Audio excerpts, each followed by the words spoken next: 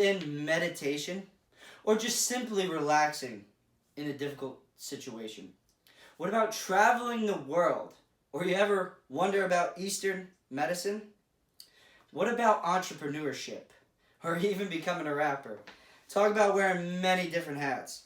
Serving up at the breakfast buffet, we got Nick Velez, a graduate from Ithaca and an NCAA Runner Up. A man with many skills, a true Renaissance man. I hope you guys sit back, relax, maybe take a deep breath, and enjoy the conversation. Do it! Great Jazz call. Major decision, 14-4. Here we are. We have a true Renaissance man, if you want to call him that. Wears many hats. As you can tell, I'm wearing a hat right now. He's not, but he does. Metaphorically speaking, he wears many hats. Here we go. Nick Velez, what's up, my bro? How we doing? How's it going, Ray? How you holding up? Making the most out of the situation. So I figured, what better person to talk to than Nick Velez? Very well-rounded in many things. Meditation. Actually traveled to China. And you just have many different layers to you. So we want to figure out and see if people will learn or is interested in anything that you have to say. So. Yeah, no, thank you for having me. I find this very interesting, and I support, all your entrepreneurial endeavors. But why don't you take the steers now? Yeah. So meditation is a big part of your life now. Was it something that you got into while you were wrestling in college? You were a runner-up in college. You took second in the nation, multiple-time All-American. Was it something that helped you ease your mind? Do you think you benefited from it, during competition? I think, I got into it after my junior year of college, so kind of at the tail end of my career. But I just started to realize that I needed something to kind of manifest and control like my emotions in wrestling. And in sport, you always want to think rationally and use logic when you make decisions. And sometimes when you react off emotion, you can go back 3 steps to take 1 step forward. So yeah, a lot of people react from emotion. I'm pretty guilty of it myself. So I feel like meditation can help you not only in sports but also in life and everything else. Yeah, it's just some people call it anti-ADD, because that's what it basically is. So anyway, I All-American my sophomore year, and I beat the NCAA national champ with the previous year, the 7th place round, and I majored them. And then my junior year, I was the 4th seed, and I don't All-American, So I had some mixed emotions. I think I was kind of blocking myself, maybe letting the pressure get to me. And I needed something that can fill these holes, fill these voids. In order to be a champion in any sport, there's different categories. You can't just be the best conditioned. You just can't be the most technical. You have to be mentally strong, physically strong, and conditioning wise, you have to be sound as well. So yeah, you have to check all the boxes. You got to be at that level. Everyone's training hard. Everyone's going to the gym. Everyone has the technique. You need something to get you to that next level. It could be mindset. It could be meditation. So. Yeah. So so anyway, so I buy this book. It's Why Buddhism is True. And, long story, me and my friend, we go to Barnes & Noble. We're just, reading a couple pages out of each book, trying to find something that we like. And he recommended this. He heard about it. So I read it. I'm like, this is good. So I go home with it, and I'm reading it, and it teaches you how to motivate or meditate. But it also teaches you different types of meditations. And so I started to learn. I started to study this stuff. And then I went on to a study abroad program after my senior season, after making it to the NCAA finals. And I go to Shangri-La It's a city in Tibet, China. It's like this up city, and some guy is our tour guide is this white guy, this like white dude, and I've been in Asia for 2 months now. This was at the end of my trip, and I all of a sudden we're in the most rural area of China, and there's like some white dude living there who speaks perfect English. So he was our tour guide, and he was an alumni of the study abroad program, and he was a Harvard graduate. He, just like me, was on a study abroad trip, but he never came back. He stayed there, and he practices Buddhism to this day. And I think after that trip, I started to really kind of dive into it and start to realize, the truth behind it. So initially, I think it's important. You kind of talked about how maybe I can give something on how to motivate how to meditate, the true way to meditate. And because I mean, a lot of people, they know deep breathing, they know, in through your nose, out through your mouth. But you said there's many different layers and many different things to it. And sometimes, like we discussed, some people aren't breathing right? Is that? Yeah, well, that's the main thing, if when you're meditating, if you were to think about anything, it would be your breath. And a lot of times people don't even know how to breathe. And in through, the basic thing is in through your nose, and you want to expand your stomach, because your diaphragm will then pull on your rib cage, and then the rib cage getting pulled on makes room for your lungs to expand, and you can actually get a full breath. Okay, and there's muscles in the inferior part of your ribs that don't get used because people are constantly hyperventilating. They're just chest breathing, and they're hyperventilating. They're getting their heart rate up, and they're barely getting any oxygen to their body because they're taking these short, choppy breaths. If they were to just take one long, deep breath, they would get 75% more oxygen to their body. All right, so let's talk about just a simple way to meditate. So for someone that wants to meditate for the first time or just learn how to breathe correctly, what is a good way to start? So the simplest way is just to look at something and just stare at it and focus on that thing without letting any other thoughts distract you. I asked the tour guide, here's someone who meditates every day. I said, how do you meditate? And he said, listen, it's very hard. And he said, just stare at something and ignore everything else. Be aware of what is going on, but only pay attention to what you're staring at.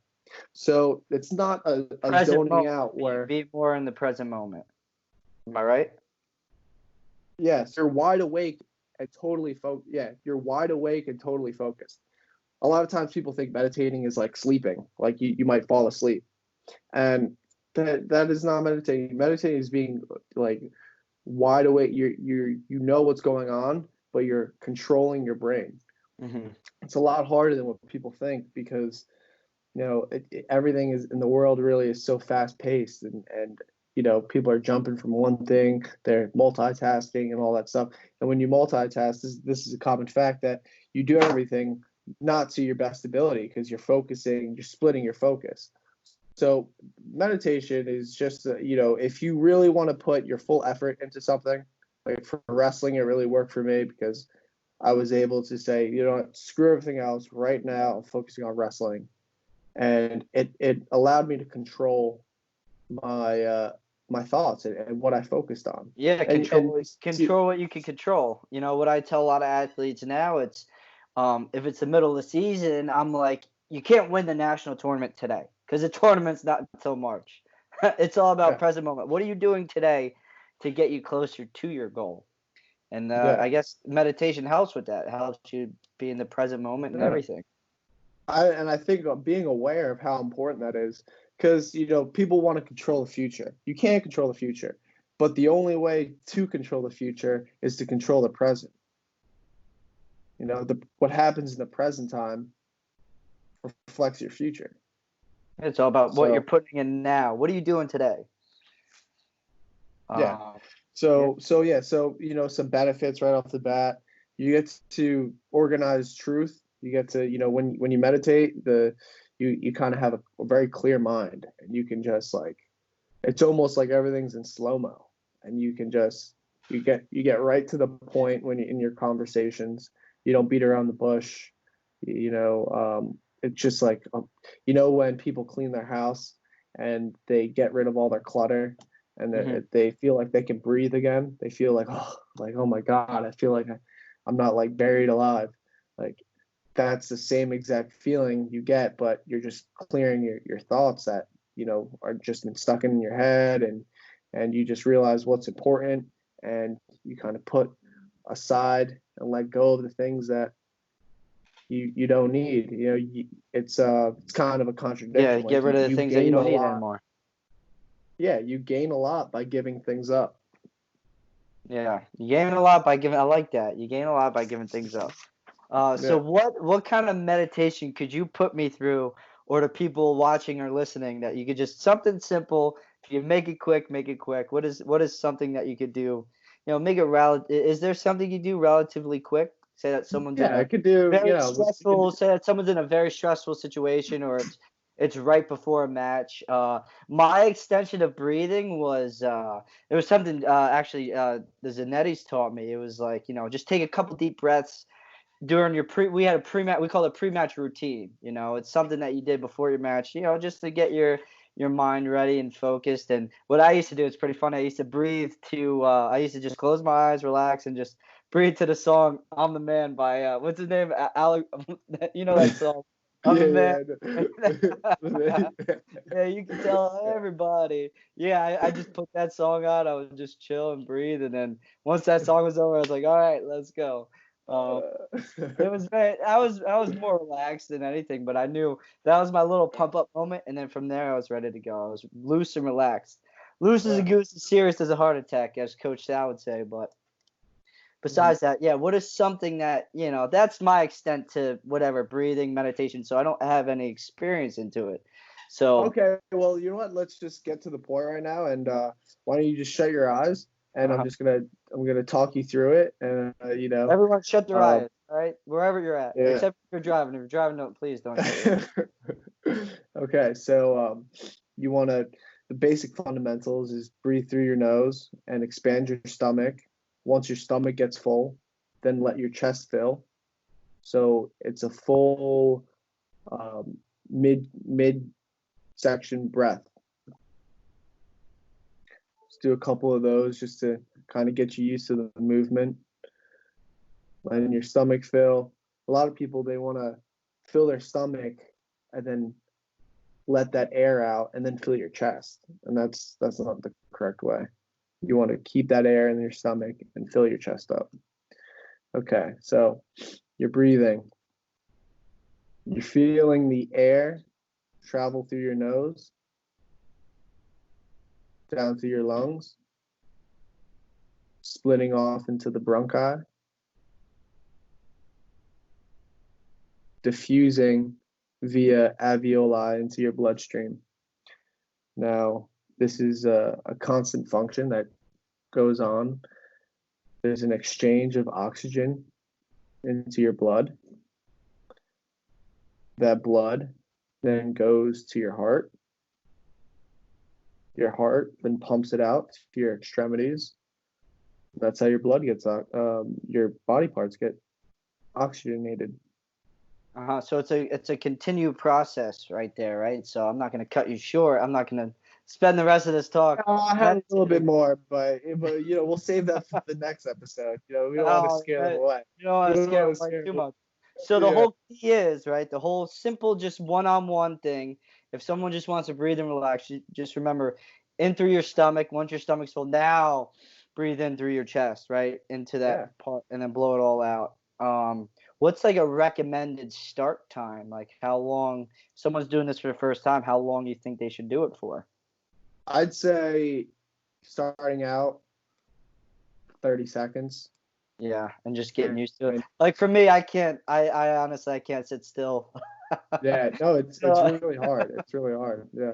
But and I guess experts people who've done it. I've probably done it for like 15 minutes is like the longest time I've done Yeah. it for. So how many times a day do you do it? Or does it Well, depend on the the day? recommended time would be like 5 times a day, but Yeah. people are busy, so I try to get it in at least once a day. But I actually was talking to one of my Eastern medicine professors, because of starting school, and depending on if I start in the summer or the fall, but it's either depending going to on be the whole July. quarantine situation. Yeah, yeah. So they were saying that this is also a good preventive method to help you recover from corona, because the reason why corona, and this is, I'm no doctor, and I know there's been a lot of things going on in the news, a lot of speculation, and so I'm not to confuse anyone, but just something that maybe you can think about, or a talking point, or something that you might want to bring up. But what I've heard is it's very hard to stop corona because it affects everyone differently. It's hard.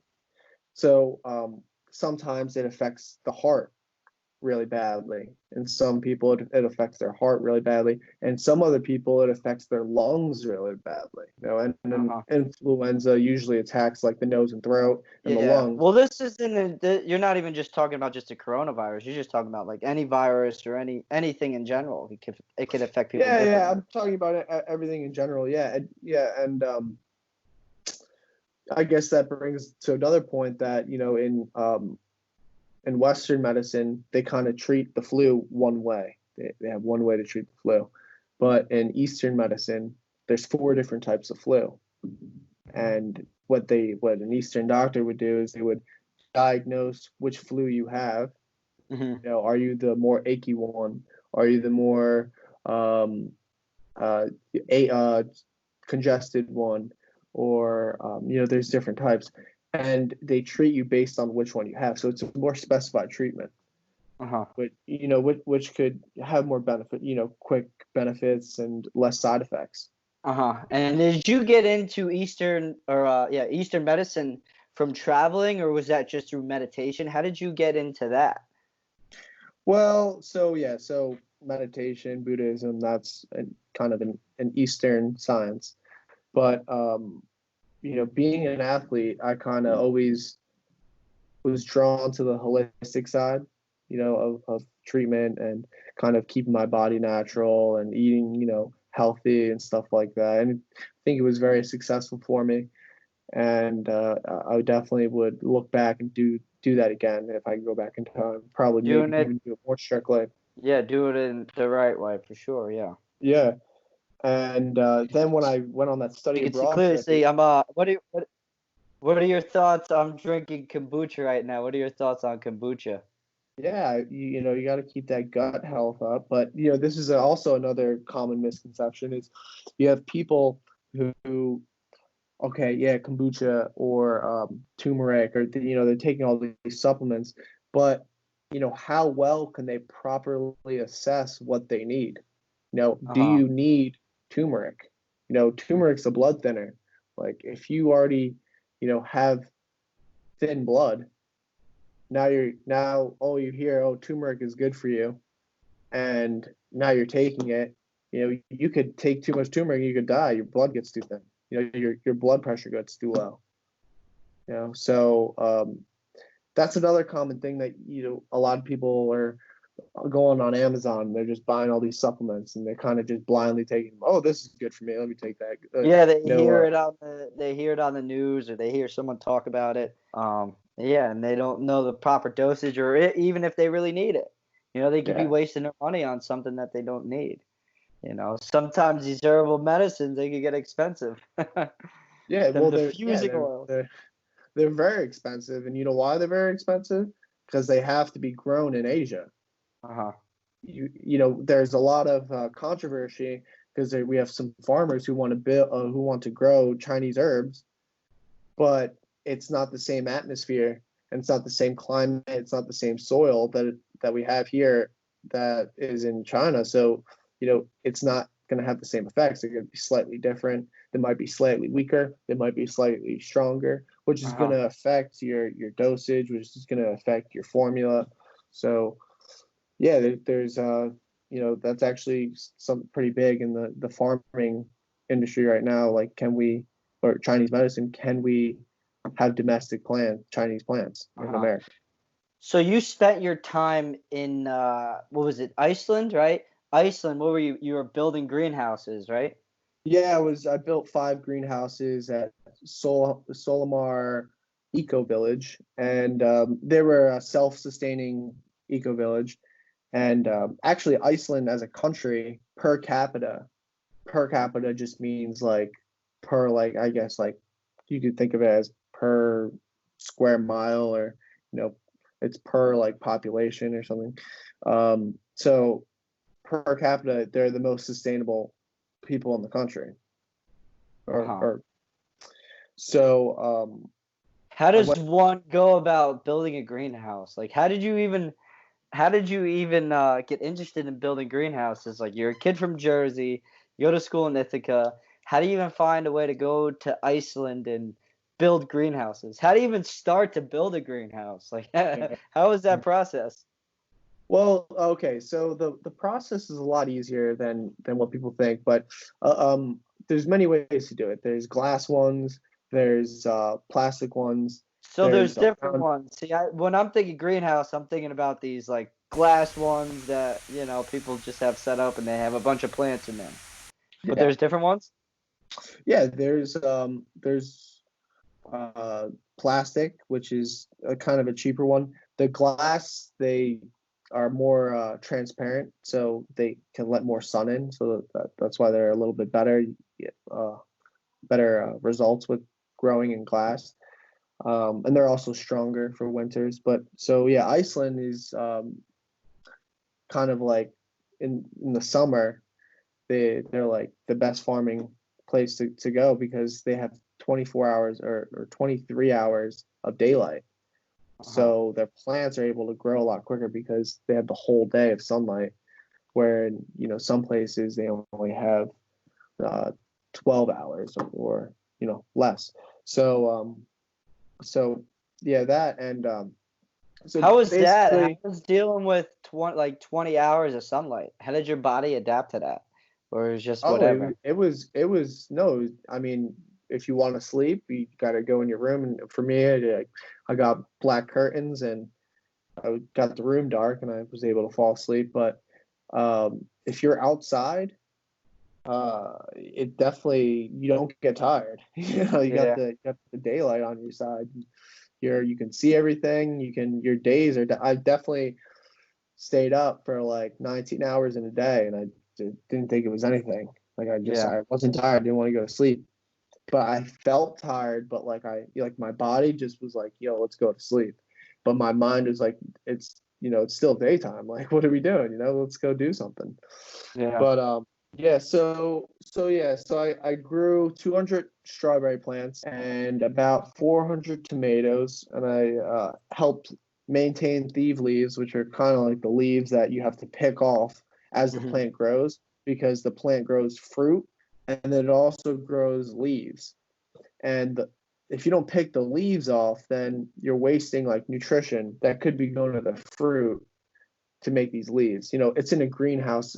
Plants grow leaves to protect the fruit, but since they're maintained in a greenhouse, they don't need the leaves. Like, you don't need the leaves, so you have to maintain the greenhouse by cutting the leaves and everything. Okay. Yeah. So, and then you have to know, okay, so this is a fruit leaf right here because it's got a little flower on it, and on the opposite side below it is going to be the thief leaf. So you just pick that little leaf up before it grows. Yeah, and and it's a process. They use the vertical growing style, which is pretty much you have a string from the ceiling and it's to the ground, and you have little clips, and you clip the stem and you keep clipping it, so the plant grows up. And we had like 20-foot tomato plants, and we had about like 50 of them in a row. So this whole village, all the food that they made, it all came from the farm. They didn't import any tomatoes from Spain. They didn't, so these were like the best tomatoes I've ever had in my life. From This is all the Iceland.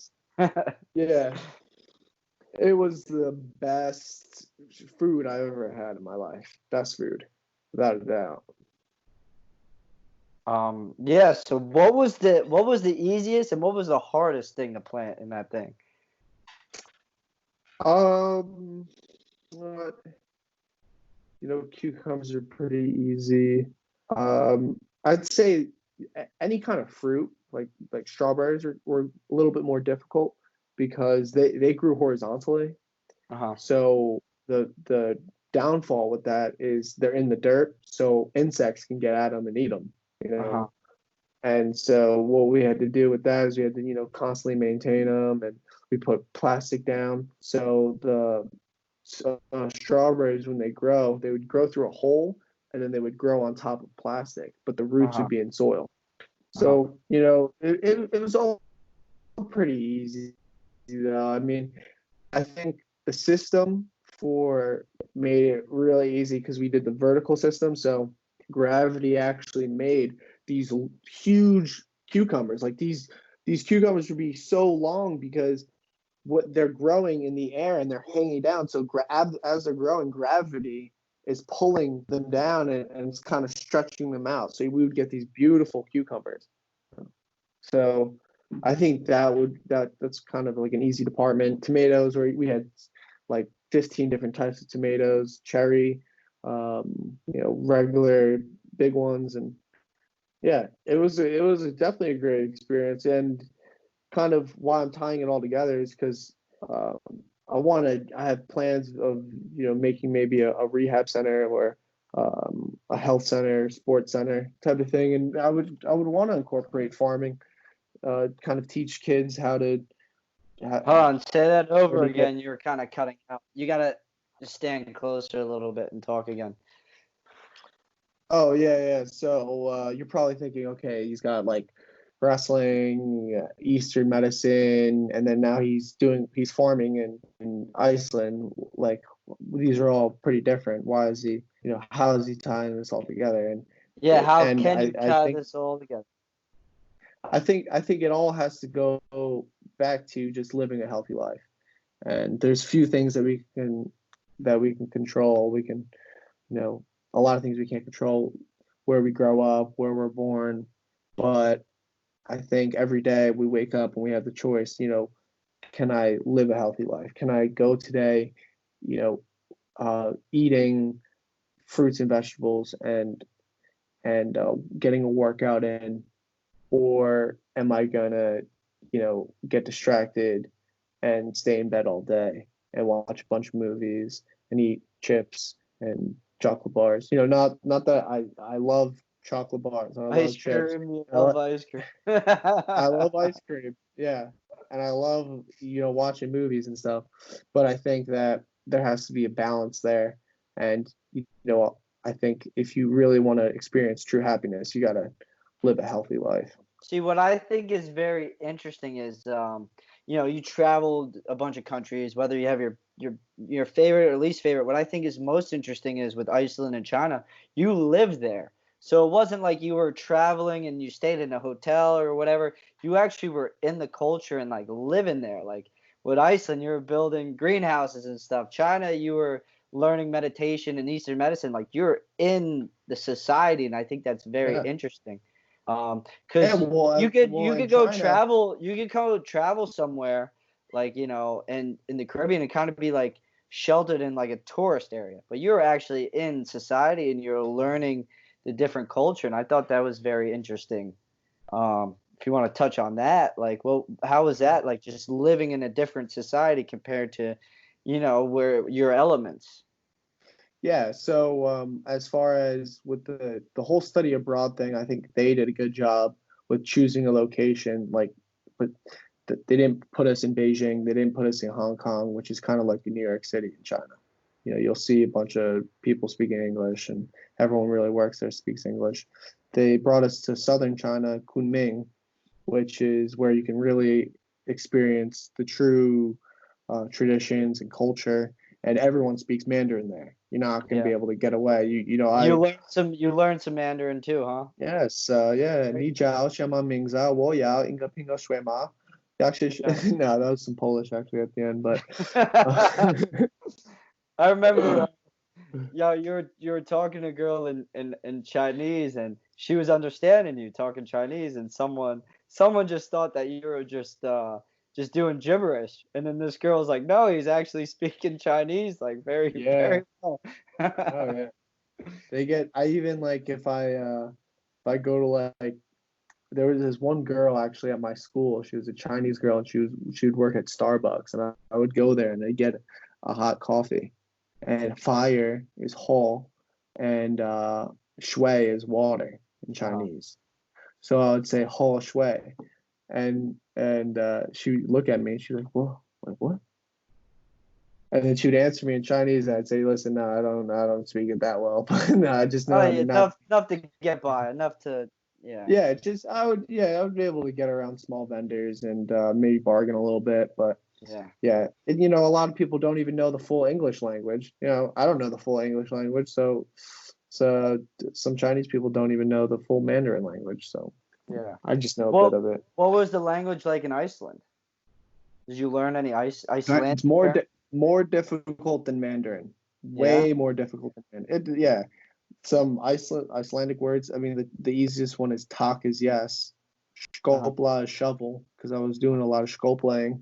Doing a lot of shoveling. I was working 9 to 5 building greenhouses. So yeah, I mean, yao is yes. Yeah. Yao yao yao yao yao. Nay is no. That's like I took Gaelic, so I Irish in college, just because it fit better with my schedule. But it was actually a pretty hard language to learn. So I mean, No, yeah, Iceland. the letters are like, it's like some freaking ritual letters. They're like A's with circles on it. It looks like an anarchy symbol. That was like the one term I remember was Kajemar Tatu, which means how you doing. And I just remember that because there was a kid on my wrestling team. We called him Jamar, so I was like, oh, it's perfect. Oh yeah, So yeah. You have to use those little I'd tricks. say to my professor, I'd be like, Kajemar Tatu. He'd be like, Tame You'd be Tame like a or something. But I think Hakuna that means Matata. No, but it's interesting. A lot of languages are harder than you think. But anyway, so entrepreneurship, that's something that you're also always had on your mind. Like you said, you want to mix all these things that you have in your life and try to make a career, or just make a lifestyle out of it. What are some entrepreneur things that you have going for you, or if someone's thinking about starting something their own way, what kind of advice would you give them? Well, I wouldn't, I might have a preliminary patent out, but I wouldn't give my ideas out yet. But I would just say that. So that's a good start. If you have something good, keep your ideas to yourself. Don't tell anyone. Don't tell anyone until you trust someone or you talk to a lawyer. Don't tell anyone until you get the preliminary patent. A preliminary patent is it's free, and you get it for 1 year. And if you don't do anything with the idea, then you forfeit the idea. So if you have one, anyone who has one, they would know that you have to do something with it. You have to take it to the next level. I would probably have a prototype first before you file one. And a lot of people think, oh, I have a good idea, let me get a patent for it. You can't patent an idea. You can't. Can't patent an idea. And I was 17, and my mom was like, "Oh, go see this patent lawyer." And I had somewhat of a very loose prototype, but I mostly was trying to patent an idea, and he was literally like, I firsthand, he said, so I was that guy who was in the patent office, and I was like trying to patent an idea, and he was like, "You can't do this. Come back with a prototype." And I was like, "You know what? You're right." So I focused on a prototype, and that be said, that's just a good way to kind of, because there's a lot of ways to get around a patent too. You can get patents for the way you make it. You can get patents for the material you use. So don't be discouraged if there's, because there's a million patents out there already. And if you have an idea, there's probably already a patent out there for it. So don't get discouraged by that. Just kind of keep making your prototype. And and I notice every time I either add something to it or it changes, and with that change, there's more possibilities for different uses. And I guess just that maybe help some young entrepreneurs to kind of always think about a design and a function.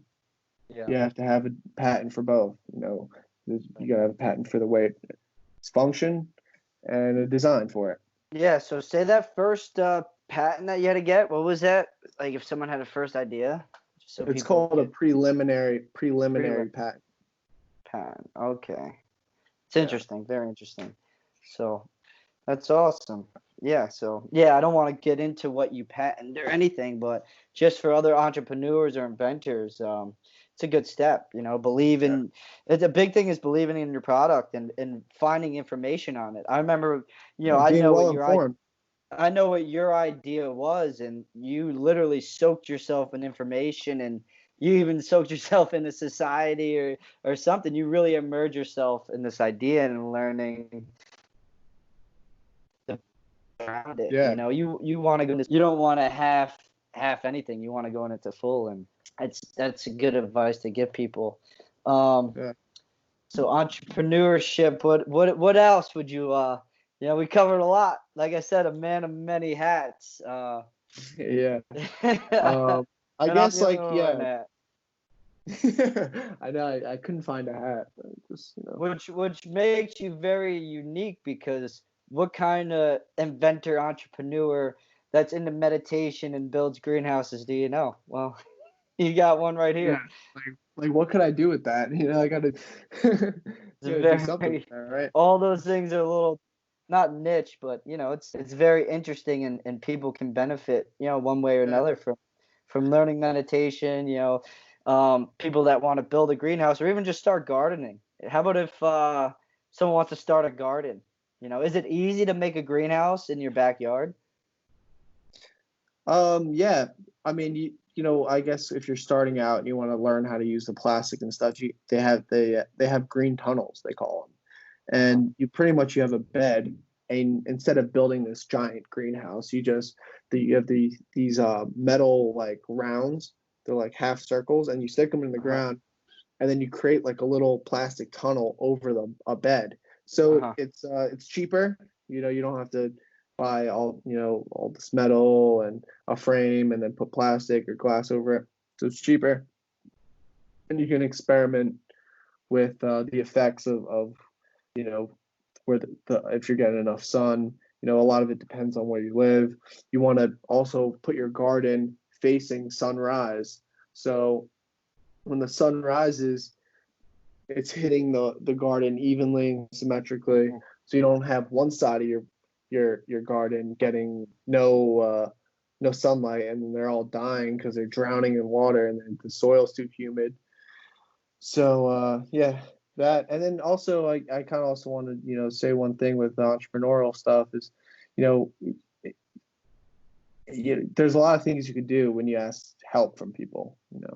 Me, I don't know anything about software engineering, but I had a friend, Kilkenny, producer.